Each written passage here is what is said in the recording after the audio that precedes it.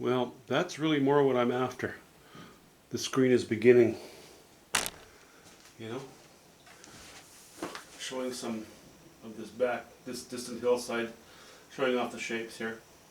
It's a start. I'm getting kind of sick of fiddling. I'm not a fan of fiddling. It just kind of drives me nuts. But at the same time, there was enough here already that I was very happy with that I thought I would try to continue it. Maybe it'll be a success. Let me back the camera off because really there's not much to be said about this. However,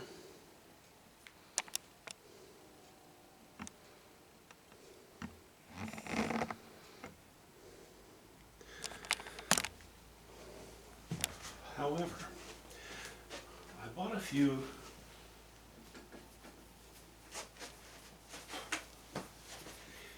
No, I was going to say I bought a few 8x10 panels. I did not. I think these were, what were they? 12 by 16? No. They had to have been, what? 8 and 8 is 16. 10 and 10. 10 by 16. Yeah, actually I think they were 12 by 16. Brought them home, put them on my table saw. The gallery, or the art store did not have small panels for me. Not the size I wanted. I like to kind of, buy as much as I can that's pre-made, prepared for painting. I didn't want to go into the back room where the table saw was and cut these up because, or cut them down to 8 by 10. 8 by 10 is my favorite size. I didn't want to buy bigger panels. If I go bigger than that, I prefer to go to a canvas. But getting back to working in that back room, I have a motorcycle which is partly in pieces right now. I do not like having wood dust in the same room as mechanical work going on. So that's why I'm hesitant. But I did need to prepare a few more panels. Kind of funny, eh? We're in the middle of winter, and I'm making 8 by 10s. My typical size for plein air. Whatever. That's just how disorganized I am. Anyway, we're gonna do that. I sanded one side of each of these, and they are ready to go. So, we'll just grab another foam brush. You know, I bought a bag of, I think, $14 from these at Canadian Tire about a year and a half ago. And that bag of these for $14 was $12 plus tax, which brings us to $14. I was at the dollar store today, a couple days ago, and I can buy a variety of sizes, but pretty much the same group of brushes for that would take about 3 bags, so that would be 1, 2, 3. Yeah, for about $6 I can buy the same stuff at the dollar store. And they're foam brushes. We're not talking about stuff you're going to hang on to, pass on to your children, you know. It's not a permanent thing. It's not like a tattoo or anything. So next time I think, next time I buy some of these, I am not going to buy them at a box store. Ironically, a box store with all of its power these days does a much more efficient job of raping its customers than the dollar store does. I mean, they're just bits of foam. They don't, there's not much there. So anyway, but I do still have a couple of brushes left, and I may as well use them up. Okay, I'm going to have to put my thumb on here. I'm going to have to get my fingers dirty. Oh, woe is me. So yeah, the art store didn't have quite the right size. Fine, I bought bigger ones.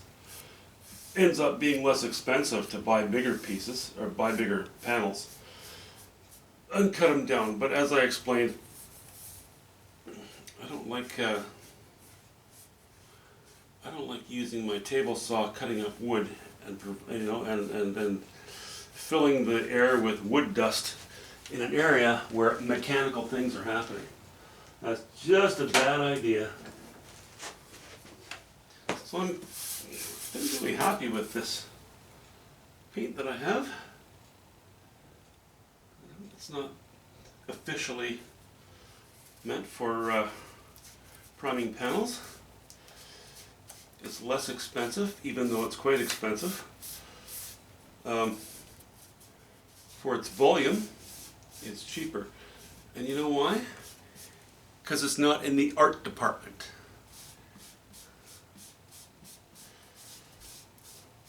It's considered to be kitchen, bathroom paint. You know, exterior is best, but you don't need exterior. My goodness, how many times do you have a collection of paintings hanging around outside? You don't, in case you're wondering what the answer was. But so this is simply easier, more efficient. As long as I don't swing my arm around too much, I don't think I'm going to spill any drops anywhere.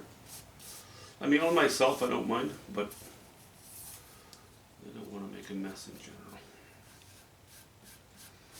Okay, that's another one.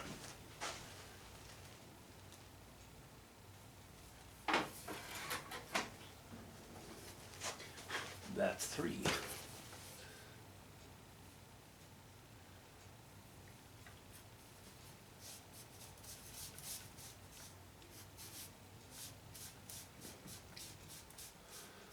So I bought the panels. What is that? It's probably about 280 grit, maybe 320 grit sandpaper.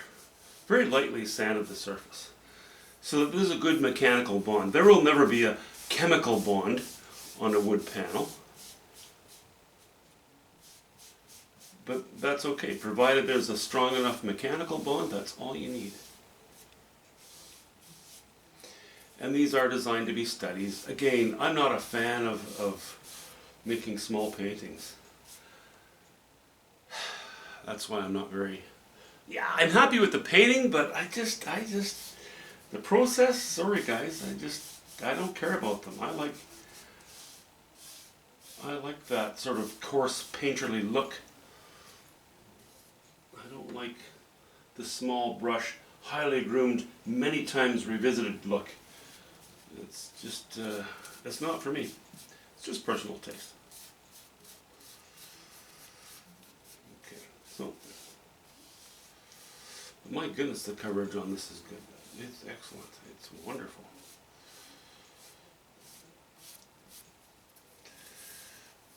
All right.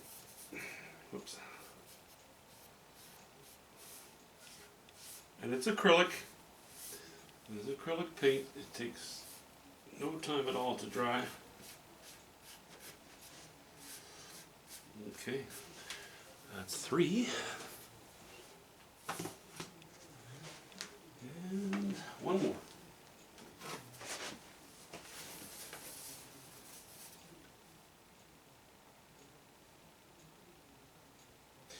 Yeah, one of you guys had actually asked a little while ago if I frame my own paintings. I don't.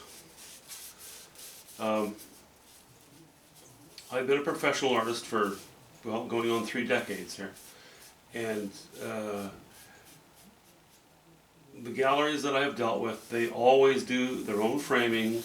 You know, it provides them with another route to market kind of thing. They get to sell frames, and they do an excellent job. Better than I could. Better, you know, I can't facilitate it properly. Can't do the job that they can. And I do not keep my paintings. There's the odd one that my wife forces me to keep, and that's probably a good thing. That's probably sort of an investment in the future a little bit.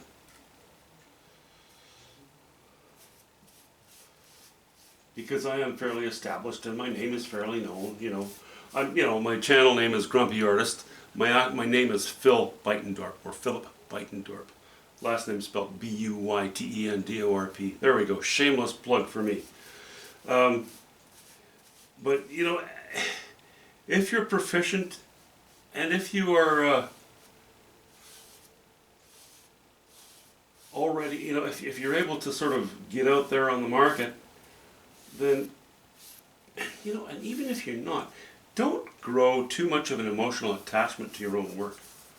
It's just, it's not a good idea. If you did it once and you were thrilled with it, do it again. You know, or do something similar again. Because if you succeeded on one painting, you will succeed on more. Never mind emotional stuff. Never mind. Do the logical thing. Get rid of the silly thing. Move on. Because the more paintings you make, the better you're going to get. And those paintings will be better, even though you don't see it now. You know, you hang on to a painting, but if you keep painting steadily over a number of years, after a while, you're going to see that you're improving, and those paintings become, the future paintings end up being much better work than the stuff you're working on now.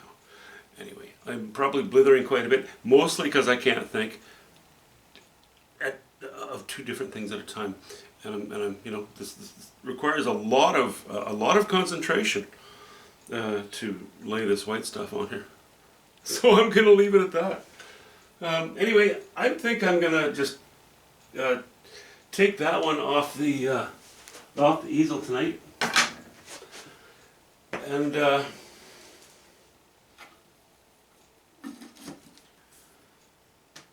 more than likely, I'll just set it aside. I'll dabble in it here and there now and then on a day that I don't mind sort of playing a little bit, but I'm it's not my thing. I like broad strokes, I like strength, you know. I think there's a pretty good chance that the next time we meet, I'm gonna throw this one, which is ready to go, on the easel, and I'm gonna be so invigorated and so ready to attack something. I'm going to want a knife in my hand. So I'm going to do this, and I'm probably going to grab that, and I'm just going to start flailing around. You know, like a person who's drowning. Okay, I'm sorry about the descriptive. It's probably not the best thing to say. Anyway, guys, that's it for now. We'll talk to you very soon. Nighty night.